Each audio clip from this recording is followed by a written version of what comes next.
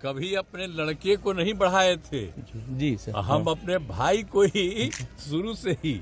नमस्कार, इन खबर में आपका स्वागत है। कहते हैं कि जहां आग होती है वहीं पर धुआं निकलता है, बिना आग के धुआं नहीं निकल सकता। तो बिहार की राजनीति में जो कुछ भी चल रहा है, पिछले कुछ दिनों से नीतीश कुमार लगातार संकेत दे रहे हैं। यदि 5 संकेतों को मैं गिनाऊं तो आप खुद गौर कीजिएगा कि कुछ बात में दम है कि नहीं है। सबसे पहले ललन सिंह को अध्यक्ष पद से हटा करके खुद अध्यक्ष और मुख्यमंत्री दोनों बन गए, यानी कि पावर सेंटर एक रहे, पहली बात। दूसरी बात कि वो मकर संक्रांति के दिन लालू यादव राबड़ी देवी के घर पे जाते हैं, 10 मिनट रहते हैं, चुपचाप रहते हैं, किसी से कोई बात नहीं करते हैं, पैदल गए थे, पैदल ही वापस लौट आए। उसके बाद लालू यादव तेजस्वी यादव उनके घर पर मिलने के लिए जाते हैं। कहा गया कि ये शिष्टाचार मुलाकात है, राजनीति में है, दोनों नेताओं का मिलना जुलना लगा रहता है। सीट शेयरिंग को लेकर के कुछ बातें हुई, 3 बात हो गई। चौथी बात, एक कार्यक्रम में नीतीश कुमार और तेजस्वी यादव दोनों थे, वहाँ से नीतीश कुमार निकल गए राज्यपाल के पास, उनके साथ उनके मंत्री विजय चौधरी थे, तेजस्वी को साथ नहीं ले गए। तेजस्वी को पता भी नहीं था कि वो राज्यपाल से मिलने के जा रहे हैं। और आज 5वीं बात, कर्पूरी ठाकुर को मोदी सरकार ने उनकी जयंती यानी कि 100 वर्ष जो पूरे हो रहे हैं उससे एक दिन पहले भारत रत्न देने का ऐलान किया। नीतीश कुमार ने पहला ट्वीट किया, खुशी जताई, लेकिन उस ट्वीट को हटा करके फिर दूसरा किया जिसमें पीएम मोदी को धन्यवाद किया। और उधर लालू यादव और तेजस्वी यादव ने तरीके से सरकार की आलोचना की। तेजस्वी ने तो ये यहाँ तक कह दिया कि इसके साथ काशी राम को भी दिया जाना चाहिए था, उनके नाम का ऐलान होना चाहिए था। लालू यादव ने कहा कि जो जातिगत सर्वे कराया गया था उसके दबाव में ऐसा किया गया है, लेकिन नीतीश कुमार ने ऐसा नहीं कहा। उसके बाद एक कार्यक्रम में बोलते हुए उन्होंने बहुत कुछ कह दिया, मोदी सरकार से कुछ मांगे भी कर डाली। सबसे पहले ये सुनिए कि वो क्या मांग रहे हैं मोदी सरकार से। तो हम लोग तो हमेशा जननायक कर्पूरी ठाकुर जी को याद रखेंगे और उसके रूप में करते रहेंगे। और अभी जो भारत रत्न मिल गया तो ये बड़ी खुशी की बात है।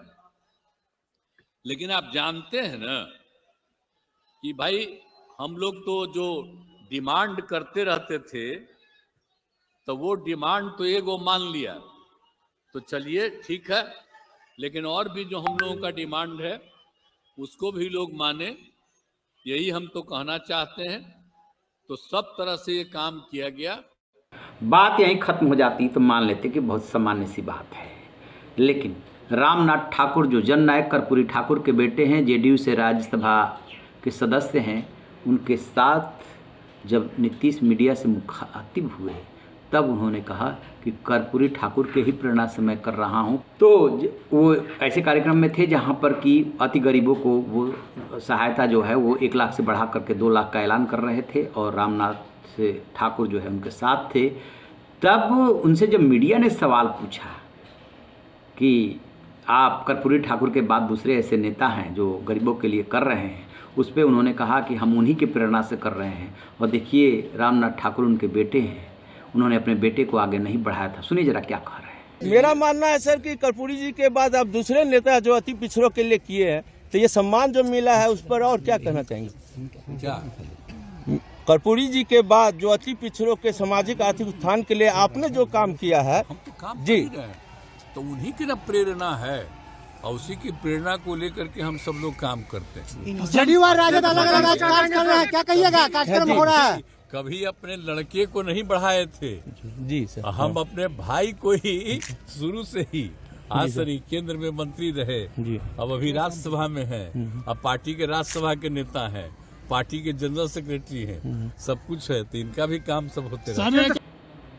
ऐसा कह करके क्या वो लालू प्रसाद यादव पे वार कर रहे थे? क्योंकि लालू यादव अपने बेटे तेजस्वी यादव को मुख्यमंत्री बनाने के लिए बहुत बेताब है, बहुत दिनों से वेट कर रहे हैं। नीतीश कुमार ने वायदा भी किया कि अब इन्हीं के नेतृत्व में 2025 का चुनाव होगा, इन्हीं को मुख्यमंत्री बनना है, लेकिन अभी तक ऐसा कोई सीन नहीं बना। इसके अलावा कर्पूरी ठाकुर की जयंती के अवसर पर सबने अलग अलग कार्यक्रम किए। बीजेपी ने अलग, आरजेडी ने अलग, जेडीयू ने अलग। कह सकते हैं कि भाई 3 पार्टियां तीनों कर रही है, चलिए बीजेपी तो विपक्ष में, दोनों से पार्टियां तो साथ में आ सकती थी, लेकिन ऐसा हुआ नहीं। तो सब कुछ आरजेडी और जेडीयू के बीच में ठीक चल नहीं रहा है। क्या इसका मतलब निकाला जाए? मोदी की तारीफ नीतीश कुमार करते हैं। इसके पहले एक इंटरव्यू में अमित शाह जो गृह मंत्री हैं वो कहते हैं कि यदि प्रस्ताव आएगा तो देखा जाएगा। उसके पहले जब वो बोले थे कि सब कुछ बंद है। बीजेपी के नेता दहाड़ दहाड़ कर बोलते रहे कि खिड़की दरवाजे सब बंद है नीतीश के लिए। लेकिन यदि अमित शाह कहते हैं कि यदि प्रस्ताव आएगा तो देखा जाएगा, इसका मतलब क्या हुआ? इसका मतलब विकल्प खुला हुआ है। और नीतीश के संकेतों से आपको क्या लग रहा है? क्या वो सिर्फ दबाव बना रहे हैं, कांग्रेस पे वो हमलावर है? इधर कह रहे हैं कि कर्पूरी ठाकुर ने अपने बेटे को आगे बढ़ाने के लिए कुछ नहीं किया, तो किस पे वार माना जाए? सोचने वाली बात है, आप भी सोचिएगा। अभी तो वहाँ झगड़ा शुरू हुआ है इंडी गठबंधन में। ममता बनर्जी ने अलग होकर के चुनाव लड़ने का ऐलान कर दिया है। आपसे भी पंजाब को लेकर के तनातनी चल रही है। नीतीश कुमार पहले से ही नाराज बैठे हैं। सीटों के बंटवारे पर भी नाराजगी बढ़ी है, तनाव बढ़ा है आपस में। और इधर समाजवादी पार्टी उत्तर प्रदेश में दहाड़ रही है कि हम जितनी सीटें देंगे उतने पे ही कांग्रेस को लड़ना पड़ेगा।